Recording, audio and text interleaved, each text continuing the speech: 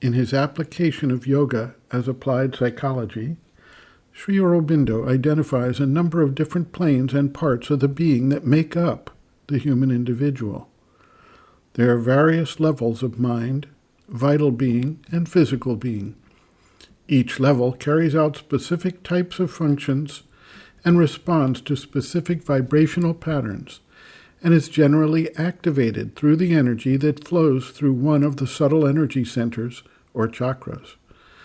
The lower vital being is closely associated with the energy of the second chakra, between the root chakra at the base of the spine and the navel center. It is responsible for a wide variety of vital movements and responses in the being.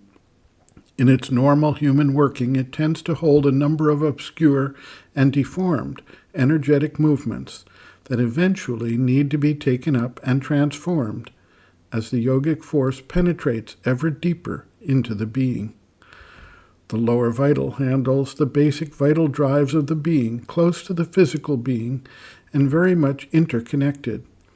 Deformations of the lower vital include converting these drives into ego-centered, desire-filled motivations, which might include jealousy, envy, greed, gluttony, irritation, and angry reactions, etc.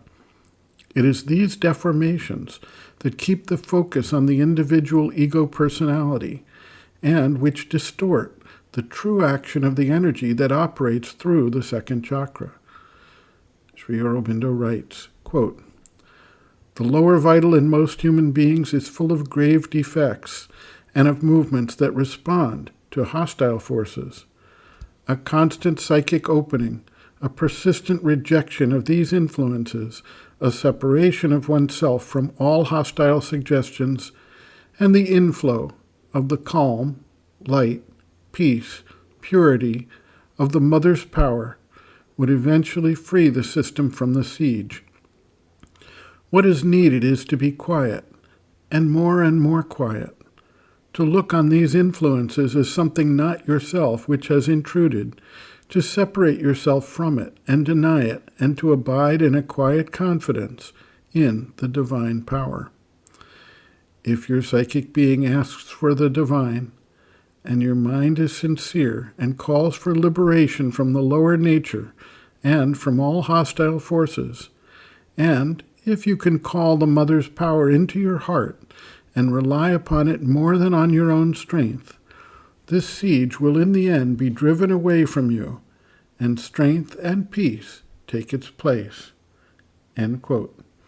Reference, Sri Aurobindo, Bases of Yoga, Chapter 3, In Difficulty, page 42.